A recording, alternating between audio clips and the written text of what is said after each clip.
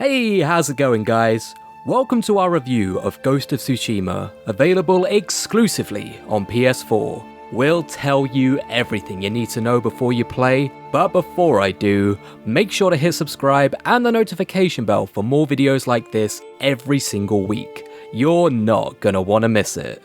Ghost of Tsushima is the first game from Sucker Punch Productions, known for Sly Raccoon and the Infamous series, in 6 years. Announced all the way back in October 2017, fans have been hyped for this very unique looking open-world action-adventure title ever since.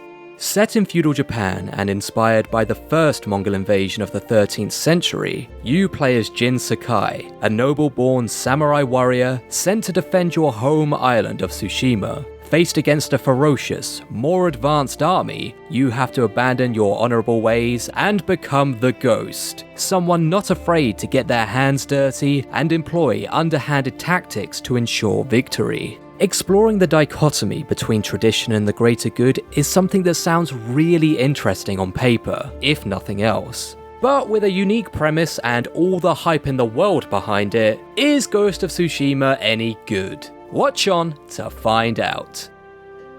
CeX. The first thing you'll notice once you start playing is that this is one good looking game, particularly for an open world title. It doesn't try to be photorealistic like The Last of Us Part 2, rather it's better described as a moving painting, and you'll find yourself pausing often just to absorb the breathtaking scenery. And the developers knew you would, adding a photo mode you can use at any time to fully embrace the visual wonder. And Ghost of Tsushima doesn't forget its inspirations, as seen with the Kurosawa mode. Activate it, and everything will have a grainy, black and white filter, and the dialogue will switch to Japanese with English subtitles. This pays homage to the films of legendary director Akira Kurosawa.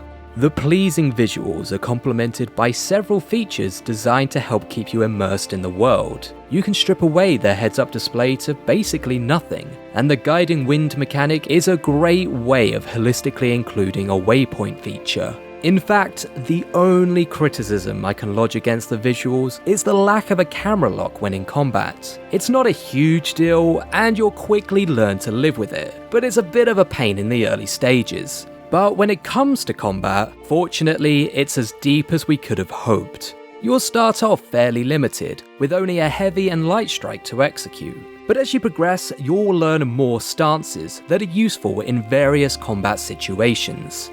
As the Ghost of Tsushima, you'll also be able to employ many stealth techniques as well as full-on assaults. You'll collect tools for sneaking, like smoke bombs, wind chimes, and even blow darts to strike fear in your opponents before they even know you're there.